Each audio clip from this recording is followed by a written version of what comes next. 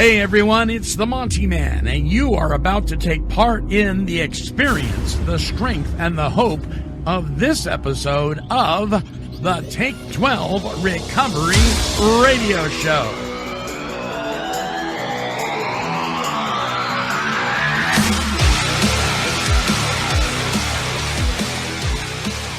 Three, 2, 1, 0.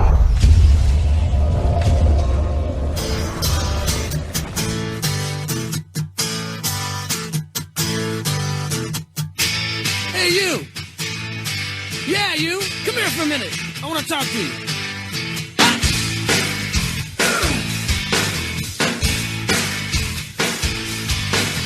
Mama says you're brain dead, bang your head against the wall.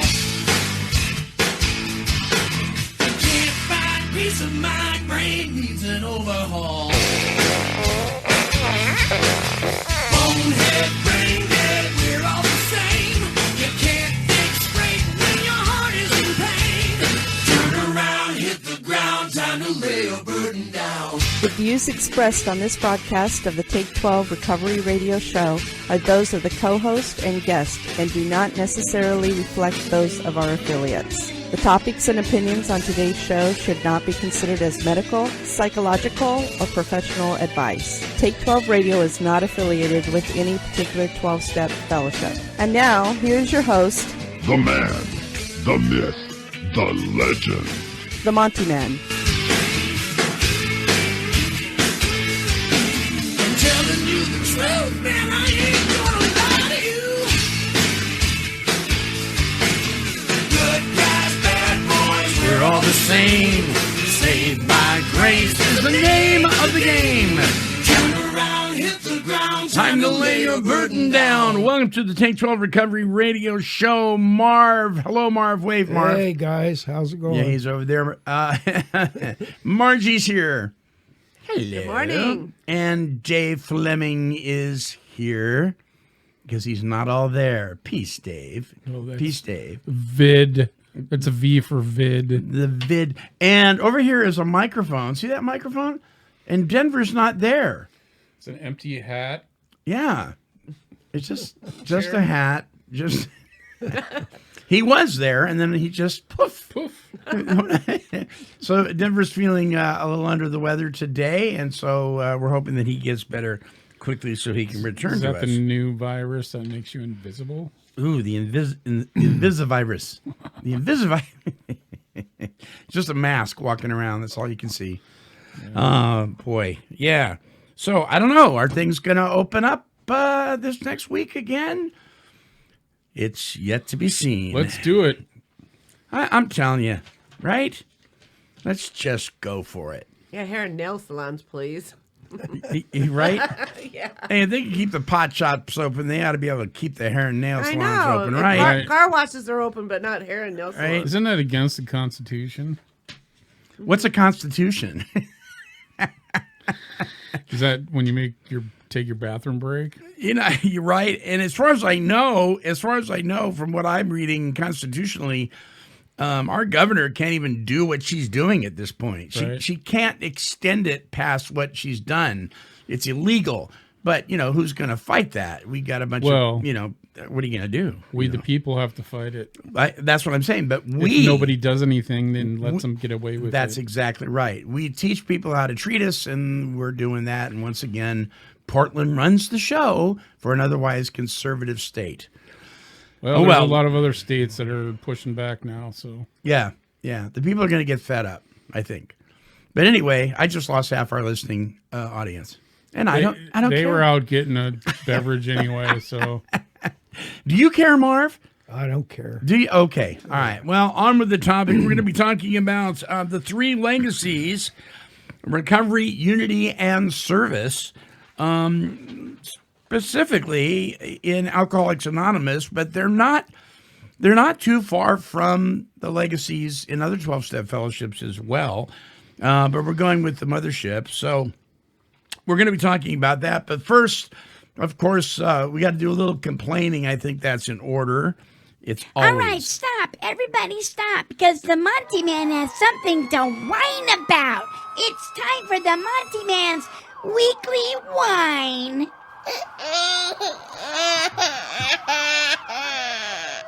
Yes, indeedy. So if you hear those sirens in the background, that's actually a recording of a ridiculous parade.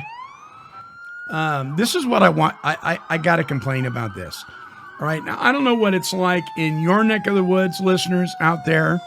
Paying attention to that flash. That's the silent phone. Someone calling in to complain already? Yeah.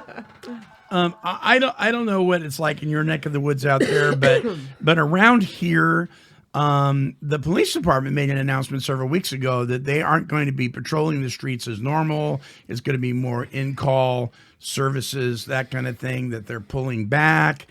It's interesting to me. I don't know if you realize how much it costs of taxpayers' money to take all the police cars and the fire engines and go up and down the streets of our town, anyway, and run their sirens and burn their gas and go up and down and up and down. I mean, it costs money to do that. That's what we pay taxes for. Right. We're paying taxes.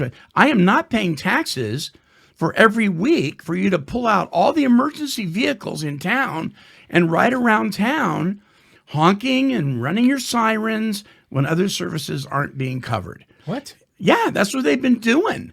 And it's all in, yay for all the healthcare providers.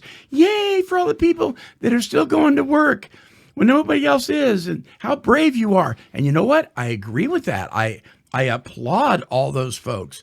Those services, you guys are heroes. But every week to spend that kind of money for the sirens and the vehicle when you're not even patrolling the streets as normal, I don't know. What do you think? Margie, what do you think about that? Well, it seems a little ridiculous to me. Yeah. I guess I don't understand why they're not patrolling the streets. I mean, crime's still going to go on whether there's a coronavirus or not. Yeah. Well, they pulled back a lot. Yeah. And, I don't know. What do you think, Dave? What do you think, Vid? Okay. Are the donut shops essential business? I don't know. Maybe that's, if they're not, maybe that's why they're not patrolling. I don't know. Could be. Maybe they are, and that's where they're hanging out. I don't know. It's just... I should have known the donut shops would come up. Right? I just think it's a little insane. I mean, my wife keeps track of the Facebook page that people from Corvallis get on, and last night I looked on it, and there's a bunch of areas in Corvallis that have been people's houses and cars have been vandalized or broken into, and there's nobody doing anything. Right. Yeah, but they have no problem going up and down the streets once a week doing a parade. Well, I don't know. I've not Police seen and fire that. department. Oh yeah, it's great. We heard them going off last night again, and I'm like, how about doing your job? I just thought maybe they were collecting a body somewhere and bringing it to the hospital. I don't know. Maybe that's what was really going on, as they were just... Oh, our son's car got driving around broken town. into the other day, and there was no sign of forced entry, but they got in. And they had there was a bunch of he's in ministry at Hope Church here in town, and so they had a bunch of gift cards, for like Dutch Brothers and Starbucks, stuff like that they were dropping off at the individual youth groups' homes to just give to them as gifts, and they broke in and stole those. What were you gonna say, Dave? You were talking and the camera was like over here, so I was waving. Oh, hi. I have friends at home. Hi, Dave. What's happening? So really, that's my whine. It might be a stretch, but there you go. I had to find something to complain about that I'm powerless over, right? Yep. Well, that's, maybe that's why there's a huge uptake in people buying weapons. Interesting thought. Yeah. There's a lot of more people out there buying, guns. So what's this all got to do with recovery? I don't know, but I got to have a wine. But let me shift gears here for a minute. And I want to give, and then I got a really great win. I want to give a shout out to my buddy, Jeffrey Donald Simpson. JD has been a friend of mine, wow, since I was 16 years old. And we haven't seen each other in quite a few years, but it's one of those kind of friendships where if you do and when you do, you know, you pick up right where you left off. And he's been a loyal friend for years and years and years, and he's a listener to the show. And I just wanted to give a shout out to him. He lives, where do you live anyway? Pittsburgh, Pennsylvania, Philadelphia. I don't know, somewhere out there. He lives far, far away. So, JD, hey, buddy, it's good. He thought he fell off the map because we stopped using the email platform that we're using for subscribers because we're now on all these different podcasting platforms. And I said, no, you didn't fall off. You just got to subscribe to us on one of these. And so now he has. And by the way, that's a great segue into letting you know that all your podcasting platforms are available at take12radio.com, and click on any one of them. You can subscribe to our shows. And then I got a great little $250 donation from a person who will remain anonymous. But the AA group, or I should say the rogue AA group in Hong Kong, who was listening to our shows in the same building, if I get this right now, in the same building where they were having the AA meetings. Well, they had been listening to our shows for quite a while. They were actually, you know, getting donations, like passing the basket for like coffee. I guess, you know, I'm kind of making an assumption here, but they would pass the basket for one reason or another, and they would listen to our shows. Well, evidently it got quite heated, because there was some stick in the muds that did not like the fact that they were listening to our shows in the same building that the AA meeting was going on. And so they had to stop meeting there. Well, they had this money, they had $250, and they decided to give it to us. Wow. And make a donation and send it to us, and followed up with this email explaining that they had this situation where they had to stop meeting. But there you go. I guess we're making quite a stir in the 12-step fellowships in Hong Kong. It sounds like alcoholics in Hong Kong are the same as alcoholics in Oregon. It does, doesn't it? Yeah. I'm not sure if I got every piece of that story right. It was a little vague, but they were meeting, they were listening to our shows. Now they're not able to, so they sent us some money. And I just think that was really, really cool. That's so, cool. Yeah, pretty cool, huh, Dave? It's awesome. Yeah. I would just like to, say that we'll keep you in our prayers that something comes open so that you guys can still participate in listening to our show. That is just as a group. That is just cool stuff. So good stuff from Hong Kong. Hello to JD, and now all the police and fire departments, they can go back to doing their jobs. There you go. All right, we're going to take a break, and when we come back, we're going to tackle this topic of the 3 legacies of Alcoholics Anonymous: recovery, unity, and service. Don't go away. We'll be right back.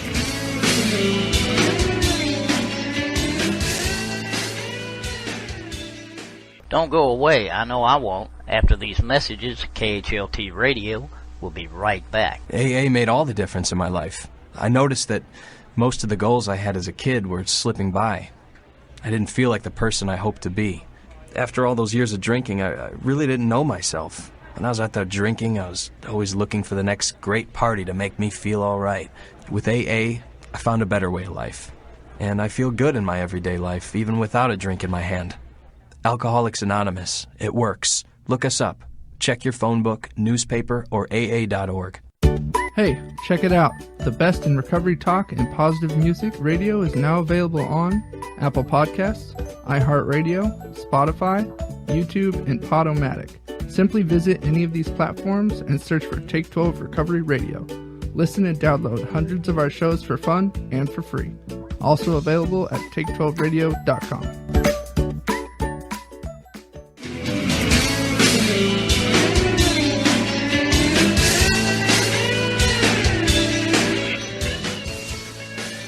right, welcome back to the show.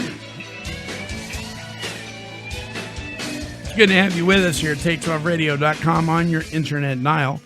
Still the world's original recovery talk and positive music recovery podcast, broadcasting via the internet worldwide, even to Hong Kong. That still blows my mind.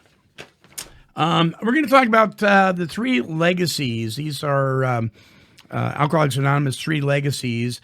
What I'm going to read to you are quotes from Bill Wilson, the co-founder of Alcoholics Anonymous, as well as a post at jwalkerlodge.com. You may want to visit their website. They're amazing folks there. Taken together, the steps, traditions, and concepts embody what are known as the 3 legacies of Alcoholics Anonymous: recovery, unity, and service. So I'm going to read one of these at a time, and we'll discuss it. But I want to go a little deeper than what these paragraphs actually state, because these are kind of businessy sounding, and I want to go more personal with this topic. So the first one is recovery. Recovery has given us a second chance to find happiness and freedom, to live useful and productive lives. The 12 steps and the big book are known as recovery and are the entire foundation of the program. Bill W.'s words in the foreword of the book 12 Steps and 12 Traditions states that AA's 12 steps are a group of principles, spiritual in nature, which, if practiced as a way of life, can expel the obsession to drink and enable the suffered to become happily and usefully whole. That's a quote from Bill Wilson. So, according to this paragraph, recovery has given us a second chance to find happiness and freedom. And it refers to the 12 steps and the big book as being the entire foundation of the program. We have talked before about the program is the literature, the big book, the 12 steps, the 12 traditions, etc. And the fellowship is the people. And that there is a difference. And sometimes they look very different, don't they, Marv? Sometimes they look very different. Sometimes what is going on in the program, what's going on in the fellowship can look up very different than what's actually written in the book. And so I'm going to try to move this camera over so I can see Marv a little bit. There we go. There's his mustache. Hi. And so let's talk about recovery here. And after we get done reading all 3 of these, there is something very vital that is not written here, or it is, but it's very hidden. And see if you pick up on that, but don't mention it until we get through all 3 of these. My camera's being weird. All right, there we go. All right. So recovery. Let's start with you, Dave. What is recovery to Dave Fleming? Wow. What is recovery? How much time you got? Let me see. Try to put it as short as I can. Basically, for me, it's move your mic over towards you a little bit more, or something. Chance at a new life. Yeah. Okay. What is recovery? Because when I hear the word recovery, I often hear restore previous state. I want to get back to where I was before. But for me, I wanted to start completely over at something mostly different, and so it was being able to recover a state of being where I can, have more of a blank slate. It wasn't completely blank, obviously, that had a past. But I learned from that and get to start over and, fix things in my life. Okay. So you were recovering some of the stuff you lost? You lost a bunch of stuff, right? In your journey of being a knucklehead? Did you recover any relationships? Did you recover your own sanity? Yeah, there's probably a few relationships that got, that I don't have anymore. a lot of those I don't remember, so it doesn't really matter. But the ones that I do have, I was able to repair, so they weren't completely gone. Sure. But I'm not the same person. Right. If that makes sense. Yeah. So in repairing those relationships, I don't know. I think I'd use the words, restore rather than recover, or because it's not even the same. My wife used to tell me, back in the day when I was using, like, I want the old Dave back. Well, I told her, I said, the old Dave is not coming back because that's part of the problem. The old Dave was part of the problem. And so, right. Yeah, you're stuck with the new improved version. So a restoration is almost a building of a whole new person.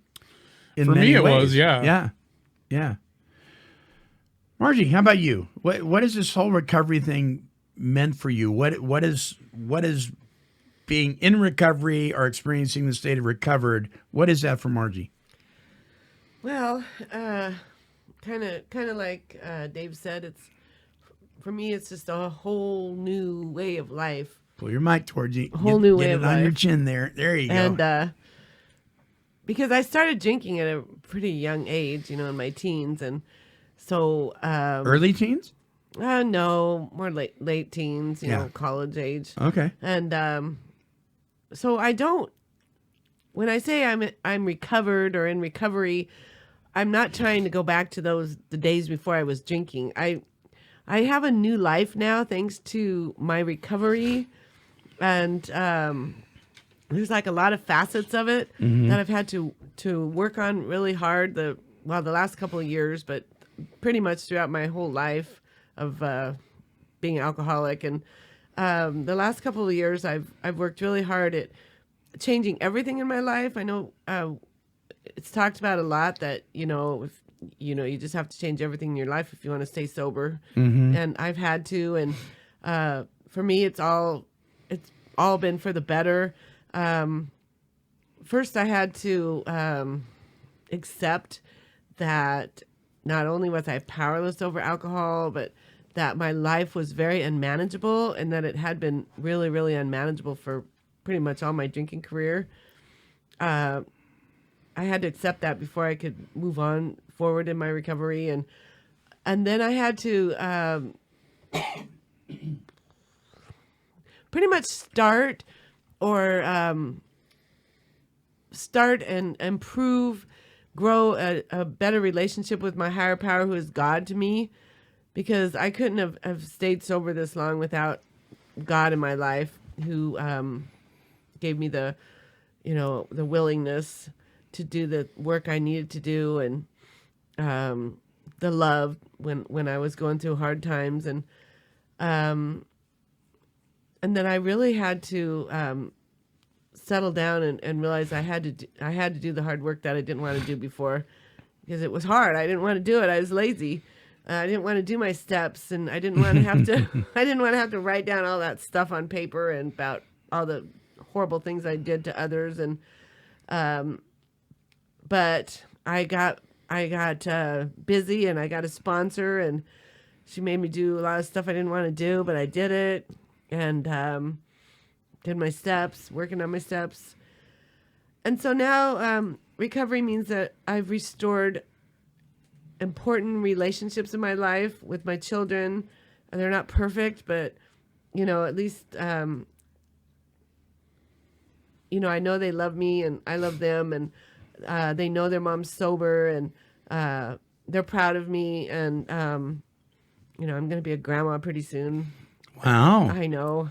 I'm excited. I won't be able to see my grandbaby for a while, but I will be a grandma. And I think it's recovery is a way of life for me too, because I try to incorporate God's will into everything I do. So I'm absolutely not perfect at it at all, but every day I do my 3rd step prayer and try to follow His will for me as best I can, and just kind of go with that, and work my program, and try to treat people the way I want to be treated, and I've changed just so much in the last couple of years. I'm still, self-centered addict, but I've improved. Hopefully, I think I have some. Anyway, but Do you ever think you'd be doing something like this, doing a no recovery radio show? I did not. I did not. But that's part of what we'll talk about later, I guess. Service and Sure.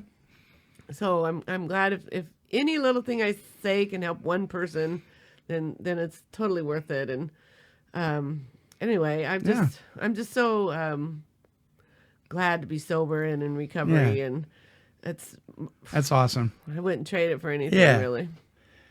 So so we got restoration, we got building a relationship with God. That's what I heard all over your story.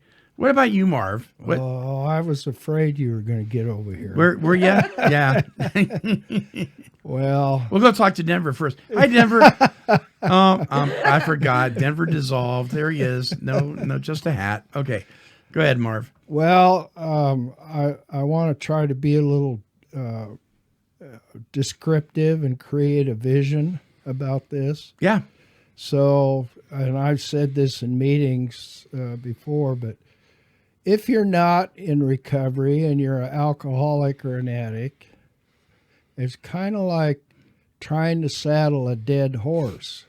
You might get the job done, but you ain't going to get anywhere. I love that. The opposite is, and this is more personal than, the opposite of that is through a period of time in recovery, I have more of ability today to practice my faith regardless of how I feel. And that's what the steps have done for me. That's what my sponsor has done for me. And quite frankly, I go to a meeting and I go in there really solid on the second tradition, that God is working in that room and the people sitting there are my teachers. Wow. And so, and I know that's, I'm not sure.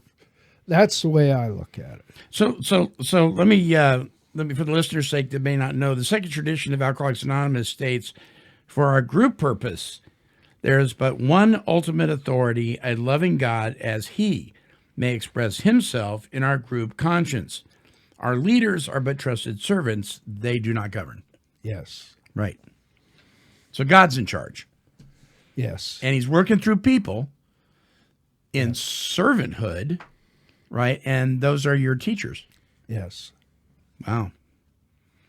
So what I'm hearing is restoration, relationship with God, not living your life based on your feelings anymore, or at least not the way you were. Right. Right? Yeah. For all of you, was this accomplished by applying and implementing the principles in the 12-step process? Yes. Dave? Well, yeah. Okay. Absolutely. Okay. I had to get a sponsor and start really working those. Right. Well, it wasn't 12 steps. until I started using the steps and the principles and the traditions was I able to recover. Right. Right. Yeah. And thus recovery. All right, let's go to this. Let's go to the second one here. This one is unity. Unity, the second legacy. Unity has provided us with a fellowship made up of people who share our common problem, who give us the love and support necessary to maintain our sobriety. AA's 12 traditions presents the principles which support the unity of the AA fellowship at the group level. AA's 12 traditions apply to the life of the fellowship itself. They outline the means by which AA maintains its unity and relates to the world about it, the way it lives, and grows. And that comes from AA co-founder Bill Wilson. And by the way, all three of these, recovery, unity, and service, are really outlined in what we call the 12 steps, the 12 traditions, and the 12 concepts of service. You can go and download the PDF of each one of those by going to take12radio.com. And under the topic description of today's show, it has the link for all three of those. And if you scroll down to the bottom of the page for all three of those, there's a PDF. If you ever want to print those out, those are available for you. So unity is vitally important within the fellowship. So it talks about unity is being described in the 12 traditions, that these apply to the life of the fellowship itself. But let me ask you a question, and I'll go back here and I'll start with Marv this time.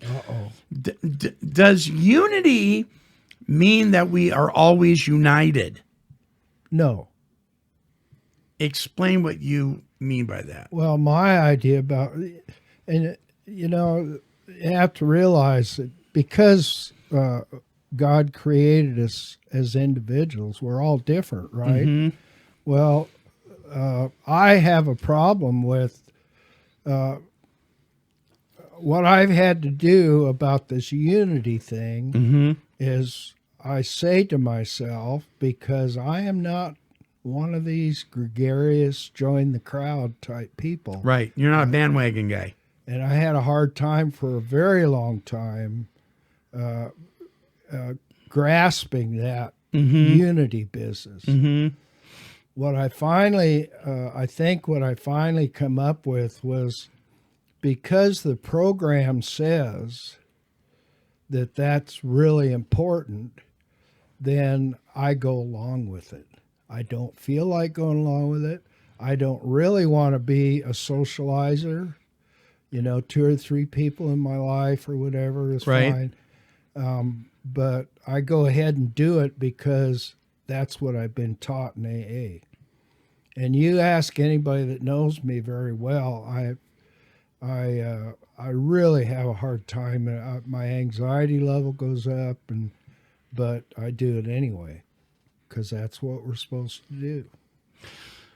Does that make any sense? Yeah, it does. That's like kind of like trusting the process. Yeah. Even though we may not agree with certain things, we're going to trust the process of the voting structure of even a business meeting, you know. And well, wait a minute. Don't go too far. Okay. Right. No, you're right. That's exactly what I'm talking about. Right. Unless, of course, they're asking us to do something immoral, right? Yeah. We're going to go, okay, you know, and I happen to agree with that. I mean, even in our country, I may not like the governing bodies, but I'm going to trust God, right? That He's in charge. And if the people vote a certain way, even though I may not like it, I may disagree with it, I may poo-poo it to the nth degree, right? Yeah. But I'm going to support the fact that people are able to vote that way, even if I disagree with the situation. The same thing within the fellowship, our 12-step fellowship. And the evidence and the proof is the fact of paying attention and looking around, seeing the people recover. That's the proof that this thing is a real Despite deal. what we may disagree with. Yeah. True. Margie, what about you? Do you ever find yourself feeling like you're not united and yet you still are? I mean, does that make sense? Yeah, I know what you're talking about, Monty. Well, yeah, it's like Marv said, you know, I might not like it, but I know it's, you know, it's part of the program, and it's good for me, it's good for others, and I guess I'm pretty social, but there are times when, you know, you go to the same group, same meeting, like 7 days a week, and you hear the same people, you know, say the same stuff over and over, and it gets old, and I get annoyed, but I have to always remind myself that, you know, this is the program, and people share what they need to share to stay sober, and it gives me a chance to practice my patience, tolerance, and love, and you know, like practice my spiritual concepts as well, which is, sure, you know, love is patient, love is kind, and treat other people like I'd like to be treated, and love others as we would ourselves, and so you Usually, I don't have any problems. Every once in a while, it's just, it gets kind of like overwhelming and I just want to walk out of the room because I've had enough. But I try to hang in there because I'm thinking, maybe people think the same thing about me when I'm sharing because, that's possible. But anyway, yeah, unity is important. Absolutely. It's interesting because you get that one guy or gal that, like you said, is says the same thing every meeting. Now, they just happen to be that person that also goes to the meeting every time the door's open. So you're not going to escape them, right? Right. No matter which meeting you pick, they're there, right? But it's kind of like, and I don't think of this when I'm irritated. Usually I think of these things later, right? But it's like, okay, would I rather listen to them share the same thing over again, or would I rather be picking them off the pavement because they got behind the wheel drunk? Exactly. I'd much rather they're in the meeting sharing the same thing over and over again and staying sober. Yes. You know what I mean? I had a sponsor years ago up in Sweet Home, Oregon. I mean, he was known for the same thing, but he wasn't sharing the same thing over and over again. He was sharing elements of the message the same over and over again. A lot of the platitudes and that kind of thing, right? But I'll tell you what, the one thing that was great about this guy, he was consistent. He lived it, he talked it, he walked it. And though it was always the same, you could go to that guy and go, what do you think about this or that? And you'd always get the same answer. And there was something to be appreciated about that. So, yeah. So, Dave, let's zip on over to you there. Zip on over. So the first tradition says our common welfare should come first. Personal recovery depends upon AA unity. I don't know that I agree with that. But again, that's what it says. So I can't argue with what it says. It does say that. What do you think about that? Does your personal recovery depend on the unity of AA? My personal recovery. Well, yes and no. Okay. Right? Because my personal recovery,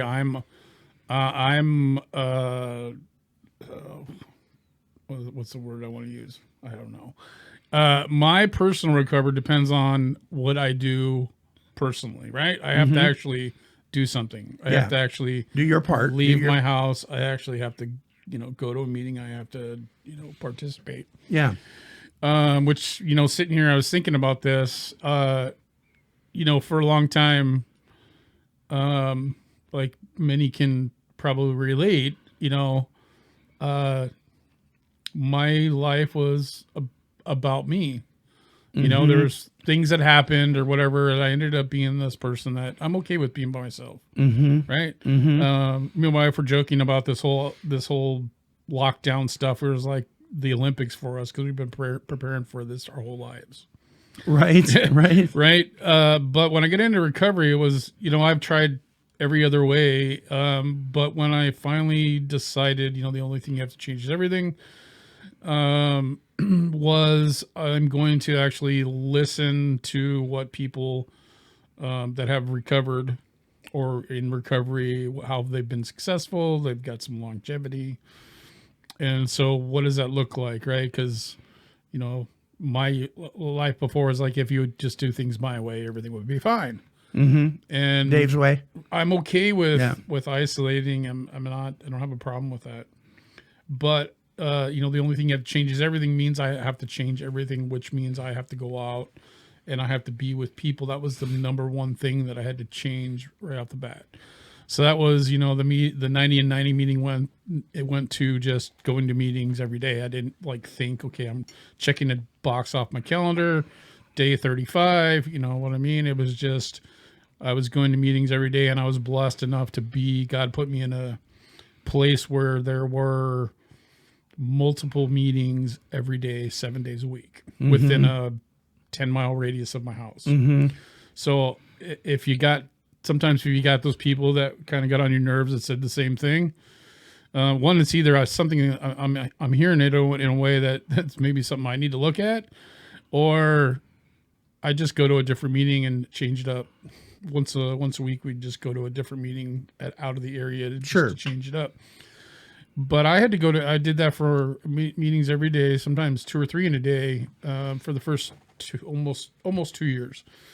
My recovery, because I didn't know how to live life on life's terms without some kind of chemicals in my system. Yeah. And the unity of that was, and I'd go to meetings and sometimes I would participate, sometimes I would not. I'd just listen.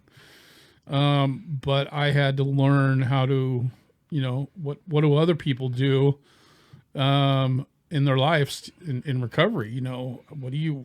What's a normal person do? Yeah. And so, some things that, I take and leave.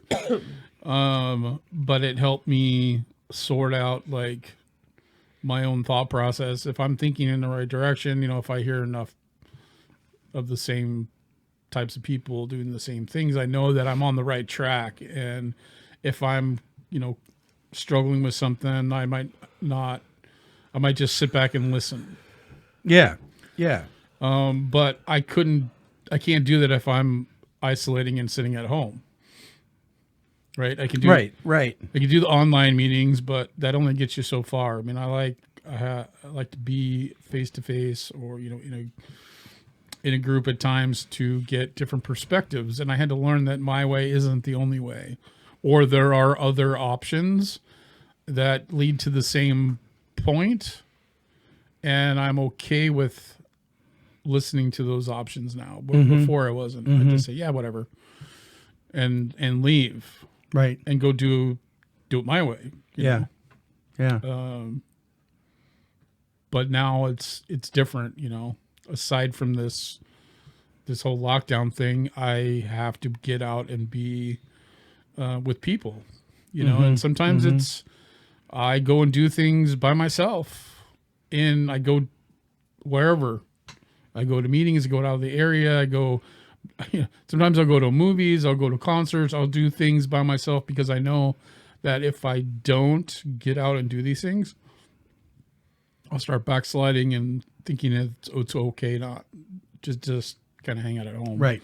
And that gets, the old, gets me irritable and discontent. And you get the reds going on. Yeah. I'm not hungry, I got plenty of food, but. Yeah. So one of the things that I'm going to say this, and I know I'm going to tick some people off, but that's okay. Bring it. I think the one thing about the unity of, and let's pick on Alcoholics Anonymous. By the way, let me just read the 11th tradition. Our public relations policy is based on attraction rather than promotion. So before I continue with that tradition, it's our public relations policy that's based on attraction rather than promotion, not our personal stories. Our public relations policy, we forget that. We need always maintain personal anonymity at the level of press, radio, and films. What are you doing on Take 12 Recovery Radio? Well, there's a great explanation for that. Take 12 Recovery Radio is not affiliated with Alcoholics Anonymous, Narcotics Anonymous, Celebrate Recovery, or any 12-step fellowship, right? We do not speak for AA. None of us here are representing AA. We don't speak for AA. We may say that we go to a meeting. Nobody here is saying, hi, I'm a member. That's not what we do. So let's dispel that, because I've had a lot of kickback from that over the years. So there's no traditions violation there. So going back, I wanted to make that clear. So going back to this unity thing, from what I understand, in Alcoholics Anonymous, in tradition 2, for our group purpose, there is but one ultimate authority, loving God as he may express himself in our group conscience. It says a loving God, right? That would be a power greater than yourself, and it's not you. It's not the ocean. It's not electricity, although all those things are fine to make a beginning, right? For the organization as a whole, tradition-wise, it's a loving God. That we can absolutely agree. If you don't agree with that, that's your right. But you can't have an AA group, a registered AA group, that doesn't abide by that unified statement. Otherwise, it's not an AA group. You see what I'm saying? It could be a fine group. It could be a group that is very helpful. But if you want to change that and say we're guided by the universe, or we're guided by, a doorknob or any of that kind of stuff, that's fine. You get to do that. But my God's in that doorknob. Oh, okay. But that's not AA from what I understand. Again, I don't speak for AA, but somebody correct me if I'm wrong, because that's one of those unified statements. Another one that we can absolutely agree on, according to the literature, is that we can and do recover. Hundreds have recovered. And where is that in the big book? It's all over in the big book. I always have my sponsees in my particular 12-step fellowship highlight in the literature every time it says recovered, past tense. It's all over the place. Isn't it the main place, the forward to the first edition? It's in the forward, yeah. And what was hundreds of men and women have recovered is now thousands upon thousands upon thousands. So there's a unity. We may not always agree on every little jot and tittle, but there's a unity that has to do with a loving God, the fact that this is a program of recovery that works and enables people to recover from a seemingly hopeless state of mind and body. If that we can absolutely agree on. I think also I would add, and that the only requirement is the desire to stop drinking. Right. The only requirement for membership. Yeah. There are requirements for meeting attendance. Mm-hmm. You can't sit in the meeting waving a gun around. You're probably going to be asked to leave and come back tomorrow. Even if it's a toy gun? You can't walk into a meeting totally naked and expect no response. I mean, now you're still a member, but it always cracks me up how people say, well, you can't ask somebody to leave a meeting. The other requirements, the desire to no, that's for membership, not for meeting attendance. And please don't go to your meeting naked. Just putting it out there. Don't try this at home. With all the different... We're professionals here. Speaking of visions. with all the different... That's a bad one. With all the different... with all the different themed meetings, and I've been told by some old timers that themed meetings are actually a traditions violation. Men's meetings versus women's meetings versus LGBT meetings versus beach meetings and mountain meetings and whatever. I don't know. I'm just glad people are meeting and are being able to get together and not out there doing what they used to do. But with all the different theme meetings, I would not be surprised if in some parts of certain parts of the country there aren't nudist meetings. I would not be surprised either. That could open up. And if you participate in such, please email Monty. Yeah, no, do not do that. All right, let's move to this, the third legacy, service. Service offers us the opportunity to implement our primary purpose, and that is to carry the message to the alcoholic who still suffers. What message? What message are we supposed to carry? Don't drink, go to meetings, Program of help someone Alcoholics else. Anonymous. And what is the program of Alcoholics Anonymous? The steps. The steps. There we go. Yeah, that is the message. That is our primary purpose. Service in AA is based in the 12 spiritual principles known as the 12 concepts, which are found in the General Service Manual and on take12radio.com. You can download those. And it's in the appendix of the Big Book of AA. Our 12th step, carry the message, is the basic service that the AA Fellowship gives. This is our principal aim and the main reason of our existence. Therefore, AA is more than a set of principles. It is a society of alcoholics in action. So it's not just steps. It's also a fellowship, right? We must carry the message, else we ourselves can wither, and those who haven't been given the truth may die. from AA's Legacy of Service, the AA Service Manual. Good point. So service, carrying the message, the 12-step message to those who still suffer, right? Can that be accomplished outside of the fellowship? What do you think, Marv? Well, of course, it can be accomplished outside the fellowship. Some would argue with that. I know they would. Yeah. That's Some fine. would argue with everything It's true. and anything. That is true.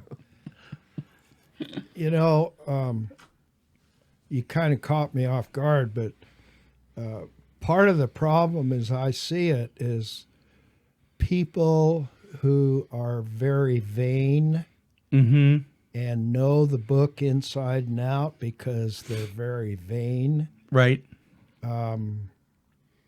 Think that there's a certain way to do service, and that's it. Yeah. The fact of the matter is, God has many, many, many facets for us to serve. Amen.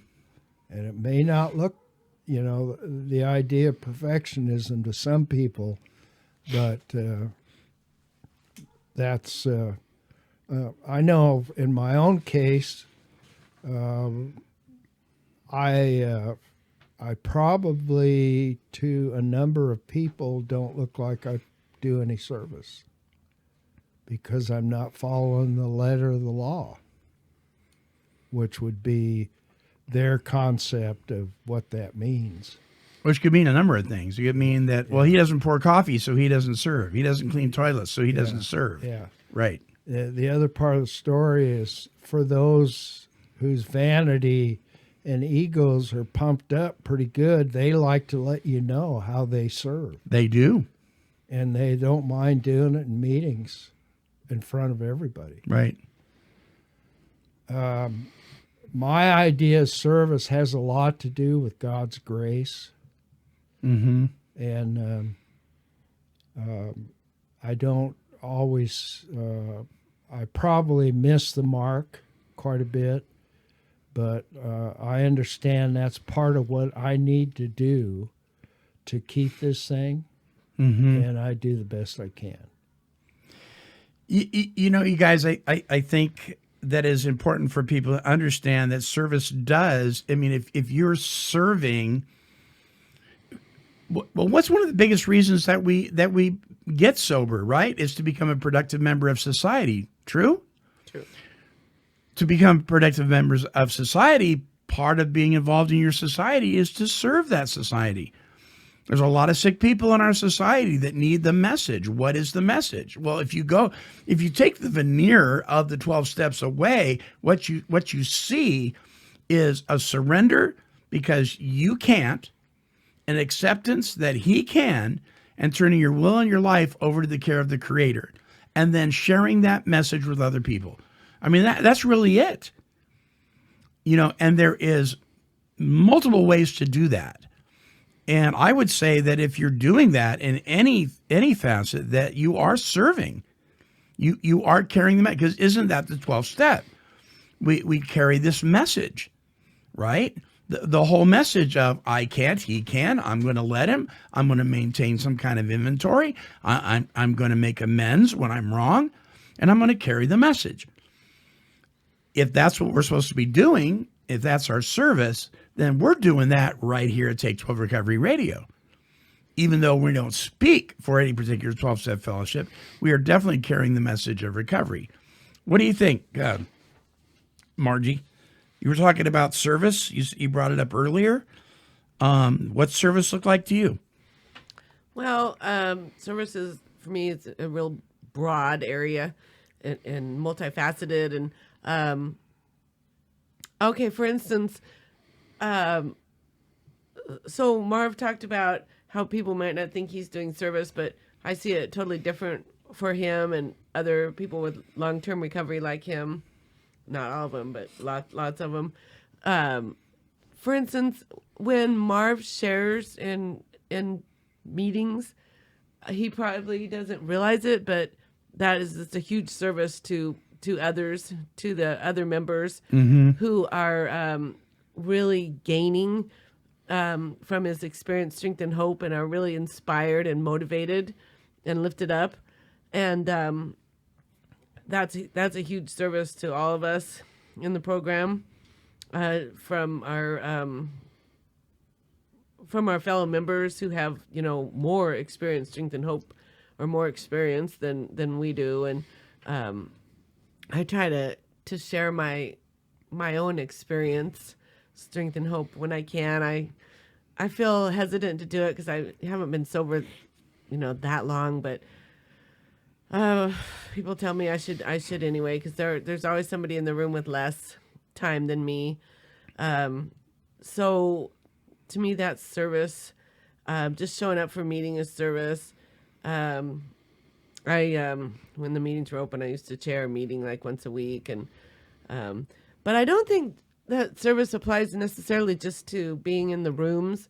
I think that when we get sober and we're working our program and we're trying to follow God's will for us, that for me it expands to not just program related, but when I'm out and about in the community, and if I can help somebody with something, then I want to do it. And I don't want to talk about it, because then it's like, Marv said, for me, if I'm just constantly telling everybody all this wonderful stuff I've been doing, it just doesn't feel the same. I feel like right. Then it just becomes boastful and prideful. It's boastful, and I'd rather just keep it to myself, and because God knows what we're doing. But anyway, so for me, service is a broad range of things, and it's really important too to give back, because I know, like for instance, my sponsor and a lot of people in the program and have given and given to me, and it's time for me to give back now. Yeah, good word, Dave. Service, man. Well, I try to, since my life has changed almost 15 years ago. This is my number one thing. I always and I kind of do the same thing as I do with my spirituality, right? Be of service to others. Mm-hmm. And it's 24/7. And I don't, just like I don't, quote scripture, I don't quote out of the big book. I'm there for somebody, and I help them, and I encourage them, and I don't necessarily always use the terminology depending on where that person's at, because not everybody is ready, and some people have had bad experiences, with spirituality and 12-step meetings, and so I try to always, you don't want to alienate them very carefully. How I kind of go in, and it's usually just helping somebody out wherever they're at, and then when I can see an in, or if they ask for help, if they don't, sometimes I'll offer it and see, and plant the seeds, just say, hey, I'm here if you need me. And then I actually have to, when they actually call, I have to, show up. Right. Like I recently, we had a mutual friend, I call him my friend, reach out for help. And, he said, I didn't expect you to give me a ride to here. And I'm like, well, that's just as part of the deal. You asked for help and you served, and I stepped up and served, Yeah. And I did the best I could to help him get to where he needed to go, to this point. And then I told him I'd help him get to the next point if he so desires. And I do that with anybody. And, yeah. That I can, obviously there's sometimes that personal stuff interferes, family's got to be important too, but my wife understands my recovery, and so it works out pretty well. So you said something very interesting. I don't necessarily quote scripture or the big book. You don't have to quote any one of those steps to actually carry the message in the steps, right? Right. You got to be tactful, right? At some point, I mean, if the whole idea is to be able to do that at some point in the future, you've got to sometimes be cautious. Plant the seeds. You know, you don't want to Bible thump somebody. There might be a time and a place to actually quote scripture, but it might not be on your first meeting, right? In fact, in the chapter Working with Others, and it talks about leaving the book on the table. You're not cracking it open. You just leave it there. There's so much great stuff in this whole topic of recovery, unity, and service. There really, really is. And so my last question is, how do we practice these in a healthy recovery fellowship? And I think we've all touched on it. I think there are, some people say there's no such thing as a bad meeting. To those people, I say you haven't been to enough of them. Because there is. Can you get something out of even a bad meeting? Absolutely you can. But in a healthy meeting, how do we practice recovery, unity, and service? So really quickly, let's wrap it up with that. Let's go with Dave first. Listen to the message and not necessarily the messenger. Ooh, that's good. Margie? In a healthy recovery fellowship, how do we practice recovery, unity, and service in a nutshell? Try to always remember that everybody is coming from a different place, and practice, patience, tolerance, and love. Good. Marv? Put that service in front of God. Pray for discernment, the ability to see when you need to step up, or when to plant a seed, like Dave's talking about. And there's a lot of power in observation. Yeah. Pay attention. Yeah. So I said I was going to point out the one piece that is missing in these 3 paragraphs. Did you catch what it was? Anybody? Well, I'm kind of dense. I Okay. missed it. All right. God is to read minds anymore. God is not mentioned once in these 3 paragraphs, but he is in there.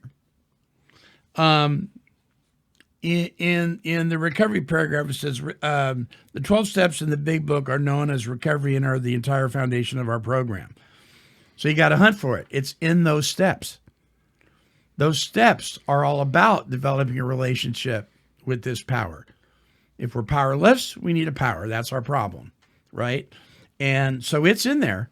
It's in there. But I love the way this is written, because there can be no objection to any one of these, because there's no mention of religion, you know what I'm saying? Or anybody's doctrine or any of that kind of stuff. It's in there, but that's how good these guys were when they put this stuff together. For the new person. Yeah, yeah. So once you develop some discernment, and graduate kindergarten, as they say, sure, you start to understand these things. Right.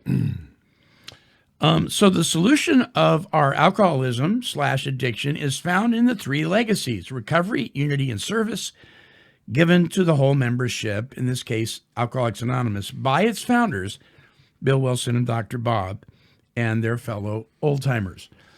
Good show, guys. Really good show. These are very important legacies. And if you want more information, or if you want to download the PDF files for the 12 steps, the 12 traditions, and the 12 concepts, go to take12radio.com, and you'll see the links there for those. All right. Our closing song of this. Oh, by the way, next month, we're jumping ahead here. Next month, though, one of our topics is going to be non-alcoholic beverages. What's your take on those? Are non-alcoholic beverages for non-alcoholics? Shouldn't non-alcoholic beverages have no alcohol? Yeah, because they don't have no alcohol. Right. It's like 2% or 0.2%. I love NyQuil because it comes with a shot glass and you can get it after 2 a.m. Right? Okay. So we're going to be talking about that next month. But next week, zip over here to Dave. Dave's show here at Take 12 Recovery Radio, entitled To Overcome Solutions for Life Today with the VID. How long has it been since we've been live? It's been a while because I was sick. You were sick. Then we had the COVID anti-social distancing thing and all that stuff. So we're back with that show. You guys are always welcome to sit in on that show. So show up with bells on or without bells on. Either way, we'll take you as you go. Yeah.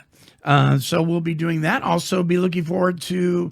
Thursday, there'll be a new upload of Step by Step Towards Emotional Sobriety with Dr. Alan Berger and myself and a special guest. Our closing song this week is called This Thing Called Addiction by Santa Monica Sam. Here's Sam with his song.